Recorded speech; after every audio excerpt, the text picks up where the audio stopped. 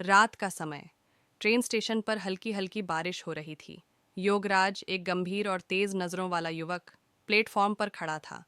उसकी निगाहें एक लड़की पर टिकी थीं जिसका नाम है मधुलिका। मधुलिका, जो अपनी खूबसूरती और मासूमियत से किसी का भी दिल जीत सकती थी, एक बैग लेकर ट्रेन का इंतजार कर रही थी। योगराज ने धीमे स्वर में कहा, आप पहली बार यहाँ देखी गई हैं। कहीं जा रही हैं क्या? मधुलिका ने हल्की मुस्कान देते हुए कहा, हाँ, कुछ काम से बाहर जा रही हूँ। जैसे ही ट्रेन आई, मधुलिका ने किसी का नाम पुकारा। प्रेम, जल्दी आओ। प्रेम ट्रेन से उतरा और मधुलिका के पास आ गया। योगराज को यह देखकर झटका लगा। प्रेम ने मधुलिका की ओर देखकर कहा, चलो। ये देखकर योगराज का दिल टूट गया, लेकिन उसने अपने चेहरे पर शिकन नहीं आने दी। वह शांत रहकर उनके पीछे ट्रेन में चढ़ गया। लेकिन उसके दिमाग में कुछ चल रहा था। ट्रेन के सफर के दौरान योगराज ने महसूस किया कि प्रेम और मधुलिका के बीच गहरा प्यार है, लेकिन उसके मन में जलन और नफरत की लहरें उठने लगीं। ट्रेन जैसे जैसे अपने सफर की तरफ जाने लगी, दिन भी ढलने लगा। प्रेम के सोने पर योगराज ने मौके का फायदा उठाकर रात के अंधेरे में अपने दिल की बात मधुलिका से कह दी। मधुलिका, मैं तुमसे प्यार करता हूँ। तुम प्रेम के साथ क्यों हो? मैं तुम्हें वो सब दूंगा जो प्रेम नहीं दे सकता। मधुलिका ने सख्त लहजे में कहा।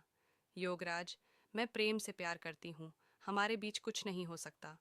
प्रेम ने योगराज की बात सुन ली। प्रेम को बहुत गुस्सा आया। उसके दिल में योगराज के लिए नफरत भर गई।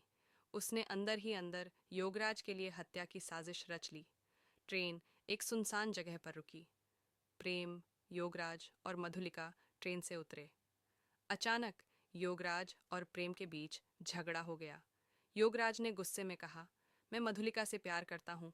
अब तू हमारे बीच से हट जा, वरना मैं तुझे रास्ते से हटा दूंगा। प्रेम ने योगराज को शांत करने की कोशिश की, लेकिन योगराज पर मधुलिका के लिए काम वासना का जुनून सवार था।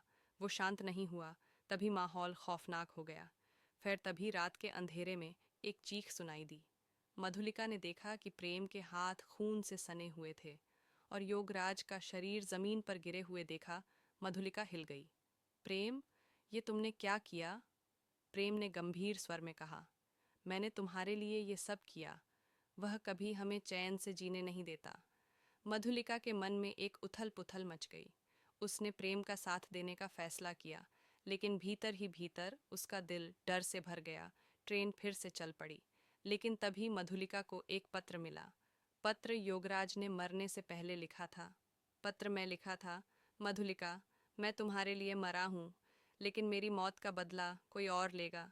प्रेम तुमसे सच्चा प्यार नहीं करता, सावधान रहना। मधुलिका की आंखों में आंसू थे।